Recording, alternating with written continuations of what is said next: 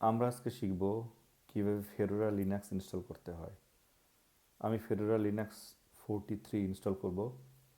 তো Fedora Linux install করার জন্য প্রথমে আপনাকে ফেডোরা লিনাক্সের অফিসিয়াল ওয়েবসাইটে যেতে হবে। অফিসিয়াল ওয়েবসাইট থেকে ডিভিডি আইএসওটা ডাউনলোড করুন।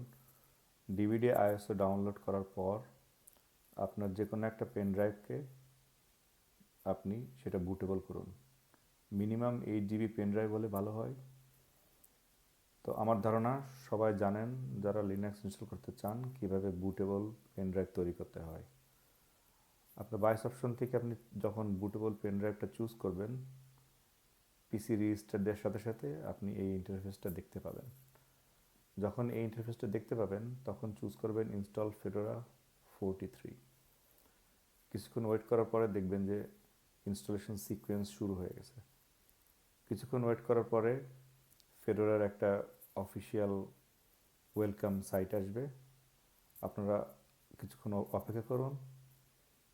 ওই সাইটটা আসলে তখন ওখান থেকে আমাদের যে অপশনগুলো আছে এই অপশনগুলো চুজ করে আমাদের ইনস্টলেশন কন্টিনিউ করতে হবে। কিছুক্ষণ অপেক্ষা করার পর দেখতে পাবেন যে ওয়েলকাম পেজটা আসছে।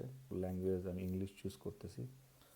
এরপর যে অপশনগুলো আসবে এই অপশনগুলো ম্যাক্সিমামে অটো সিলেক্ট হয়ে আছে। শুধু আমাদেরকে 3টা জিনিস এখানে ফিক্সড করতে হবে, সিস্টেম আর ইউজার সেটিংস। ইউজার সেটিংসের ভিতরে প্রথমে আমরা রুট অ্যাকাউন্টটা তৈরি করব।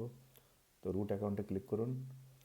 রুট অ্যাকাউন্টে ক্লিক করার পরে এখানে আপনি পাসওয়ার্ড এনাবল করেন। একটু কঠিন পাসওয়ার্ড দেওয়া ভালো, যেহেতু এটা রুট পাসওয়ার্ড, এটা একটু স্ট্রং ইউজ করার চেষ্টা করবেন। সো এখানে রুটের একটা অপশন আছে, allow root SSH log in with password.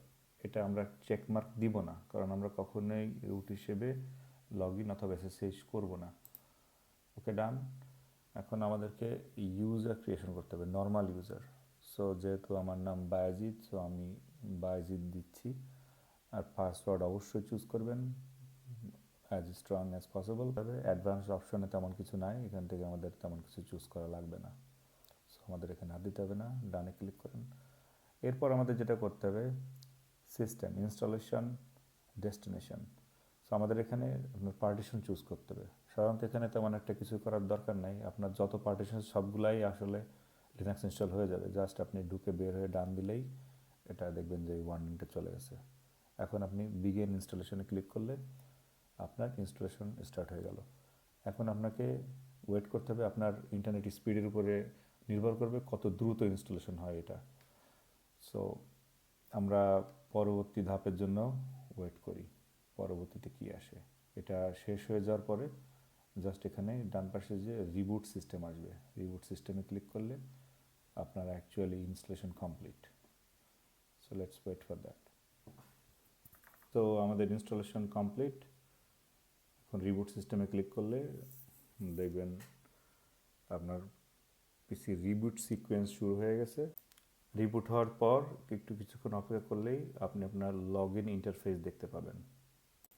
এখন লগ ইন করার জন্য আপনি যে ইউজার ক্রিয়েট করছিলেন ওই ইউজার নেম এবং পাসওয়ার্ড ইউজ করুন লগ ইন করার জন্য আপনার সিস্টেমে।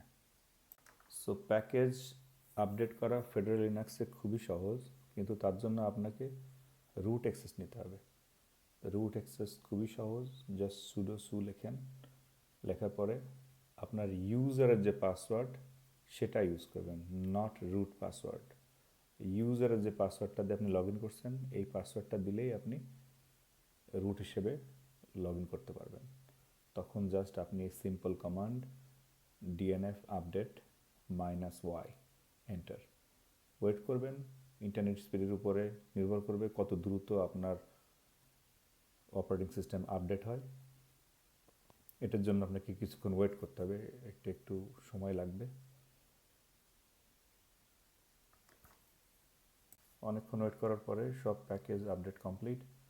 এখন আপনি জাস্ট ক্লিয়ার স্ক্রিন দেওয়ার পরে আপনি চেক করতে পারবেন যে আপনার ফেডোরার ভার্সনটা কত ইনস্টলেশন হয়েছে। পরবর্তী টিউটোরিয়াল আমি হয়তোবা তখন দেখাবো ফেডোরা লিনাক্সে কীভাবে পডম্যান ইউজ করে।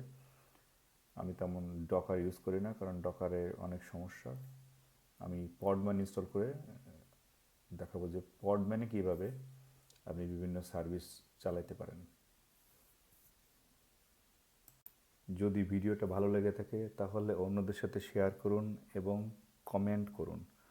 যদি কোনো প্রশ্ন থাকে আমাকে জিজ্ঞাসা করতে পারেন, আমি চেষ্টা করব প্রশ্নের উত্তর দেওয়ার জন্য। ধন্যবাদ।